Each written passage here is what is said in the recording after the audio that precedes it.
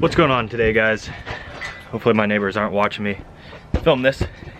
But today I'm going to make a quick video on how to install a PBM hydro e-brake in the Corvette.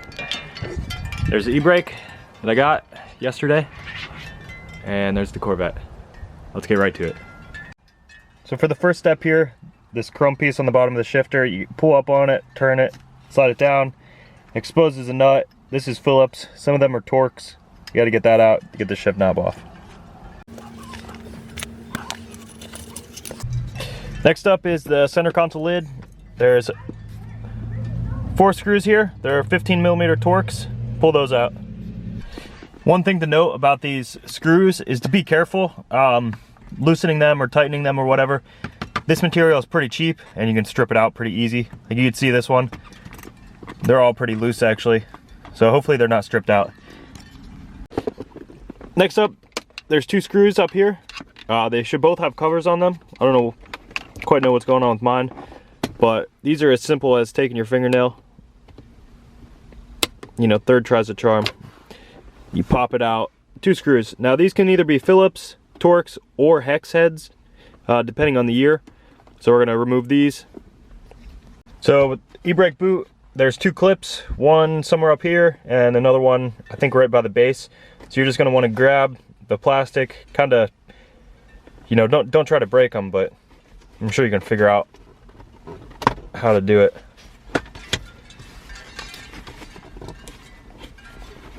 Pop those out and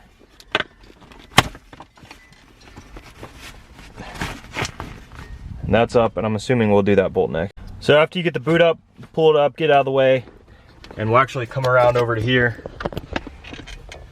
And there's, where am I at here? There's 2 7mm bolts here. We're gonna remove those. So now that those 2 screws are out, I'm gonna set them here in the center console. I don't think we actually have to take this piece out. I think it's just up to here. So next up on the agenda is this plastic trim here. You're gonna pull it out and down. It's gonna move it from back here, and then it's got 2 clips, one here and one here. So you gotta pull this piece. I don't think you could see that. It's got 2 clips, one here and one somewhere down here, and they're going into the dash. So you have to pull this piece out and down at the same time to get it to unclip. And that was pretty simple. Throw that down there. And then the center console, I believe, is ready to just be lifted out to a certain point and work it out. Mine came out pretty easy, but I'm sure others are going to be a bit more of a pain. So once you get it, if you can see here, mine's kind of out a little bit. Now this hazard has a connector to the back, so you got to reach in through here and disconnect it, and I need 2 hands, so I'm going to put the camera down. Also, there's a 12 volt here. You're going to need to do the same thing, unplug that from the backside. Now there's a little trick to that. Where's it at? The 12 volt cigarette lighter here. That connector on the side here, this is going to be hard to show. There's a hole on the side. Basically put either a small Phillips, the Torx bit you used earlier, or whatever in there, and it's going to release the connector. So after those are out, you can kind of pull this back. And the last thing we have connected, now be careful when you're throwing it around so you're not scratching it or breaking it. You got these 2 plugs under here. That's going to be the same deal. The cigarette lighter, you're going to push in that tab with something, you know, Phillips or the Torx. You're going to push in the tab and you're going to pull that right out. All right, next up is this is a rubber boot. I think on the earlier years it was a foam pad and then maybe the boot as well, or maybe just a foam pad. Not entirely sure, but this is simple. It's pretty pliable. I just lifted up the corner, or lift up that corner, pull it off that tab, do the same deal on the front. Get off the tab, pull it up. It's a little dirty, but we're gonna set that on the floor, get that out of the way. Next up, another foam pad, but it's got a plastic trim piece. We're gonna need to remove this. It's four hex nuts, and they happen to be 10mm. Hex nuts off. pop this up. We can set that over there on our trash pile. All right, you're gonna clean this off as much as you feel the need. And then you don't have to have your lines on yet, but I bought this off another Corvette drift guy and it was already set up, so I got lucky there. So the first issue I see that I'm gonna have to trim back here, we're hitting right there. Okay guys, I was extremely worried about cutting this console trim. I was kind of scared, to be honest, being a little girl about it. But then I got the idea, not the idea, just the mindset. I was like, you know what? If I mess it up too bad and I ever want to go back to stock, I'll just buy a new one. It can't be too expensive. Even if it's like 200 bucks, just eat it, you know? Just replace it. But it wasn't even bad.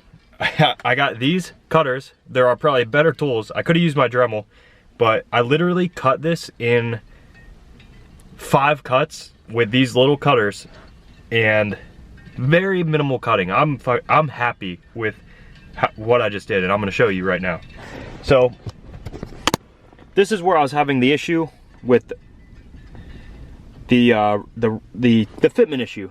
Basically, this line, it wouldn't let the back of this sit down all the way. So if you see this side, and this is what the console bolts to. So if you see this side, how it goes down like this, ramps down, this side did the same thing. So what I did, I took those cutters and I just trimmed away. I trimmed this straight down here and then flat along the edge. As you can see, I mean, it could be a little bit better, but nobody's ever gonna see this. And I literally did it with these garbage tools that are all rusty and crusty and out of focus. So that's literally all the trimming I've had to do so far.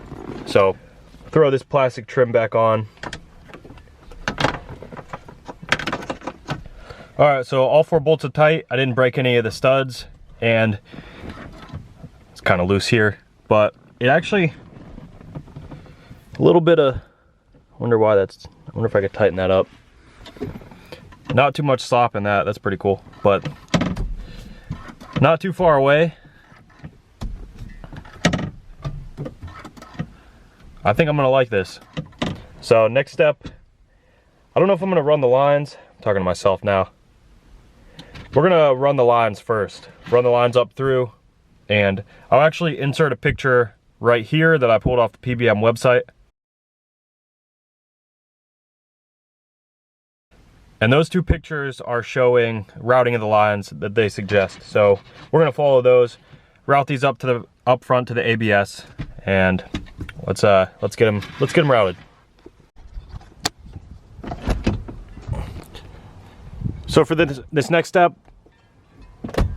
gear steering wheel out of the way. What I did, these are gonna tuck, route the lines in front, and then I'm gonna go under this little tab here and make that turn. What you could probably do is go on the other side. It's real blurry, damn it. But go on the other side, when like snake them straight past that nut on the other side so they'll tuck better. So you don't have this massive turn, and it'll save you length because you only have so much line here that they give you.